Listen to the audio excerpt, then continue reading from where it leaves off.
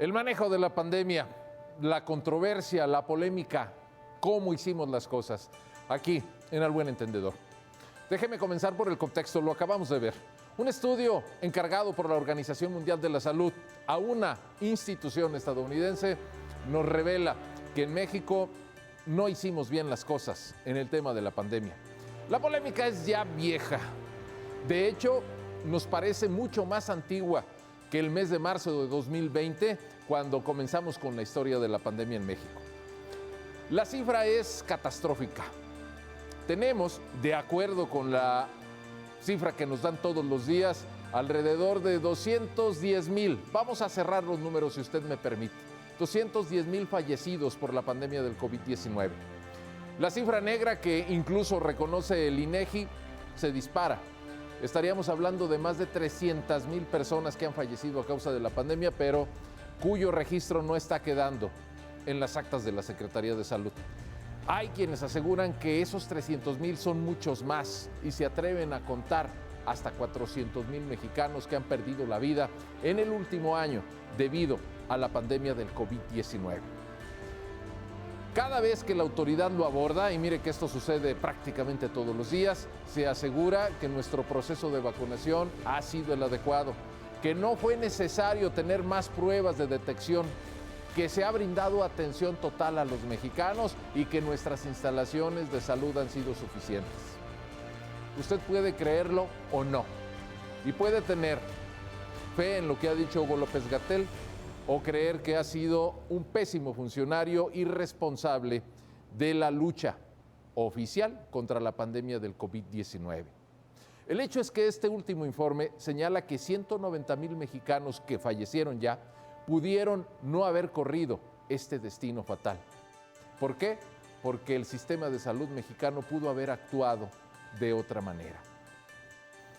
¿Nos vamos a quedar con la duda? Muy probablemente. Lo que sí le puedo garantizar, y en eso no hay temor de equivocación, es que en el gobierno de la República van a rechazar el informe. Téngalo por seguro.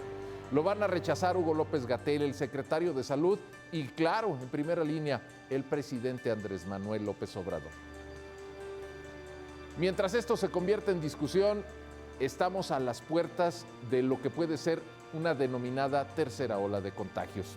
Y ahí está lo preocupante. El día de hoy, aquí, en San Pedro Tlaquepaque, se inició la jornada de vacunación para las personas que ya tenían la primera dosis de la vacuna del laboratorio Pfizer. Inexplicablemente, porque no lo entendemos, hubo solamente 4 puntos de vacunación, cuando hace un mes, en el mismo municipio de la zona conurbada, eran 12 puntos de vacunación. ¿Quién decide reducirlos? Posiblemente algún funcionario o funcionaria de la que no tenemos el dato, porque no lo dan a conocer en la llamada Secretaría del Bienestar, que de bienestar, déjeme decirle, que solo tiene el título. Larguísimas filas, aglomeración de personas y muchos tlaquepaquenses sin poder vacunarse. Tuvieron que retirarse y mañana veremos cómo continúa esta odisea, esta aventura de la vacunación. La centralización de las decisiones, la oscuridad con la que se determinan las cosas que deben hacerse, la discusión permanente con los gobiernos de los estados e incluso con los municipios ha sido la tónica que ha marcado en nuestro país esta lamentable lucha contra la pandemia del COVID-19.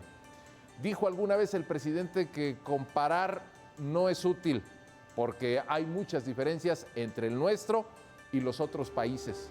Pero oiga, hay cosas que nos quedan muy claras. No hemos terminado de vacunar al sector salud y a los médicos privados ya les dijeron que esperen hasta sus grupos de edad. No hemos terminado de vacunar a nuestros adultos mayores y ya nos están anunciando que inicia la vacunación para los grupos de 59 años y menos.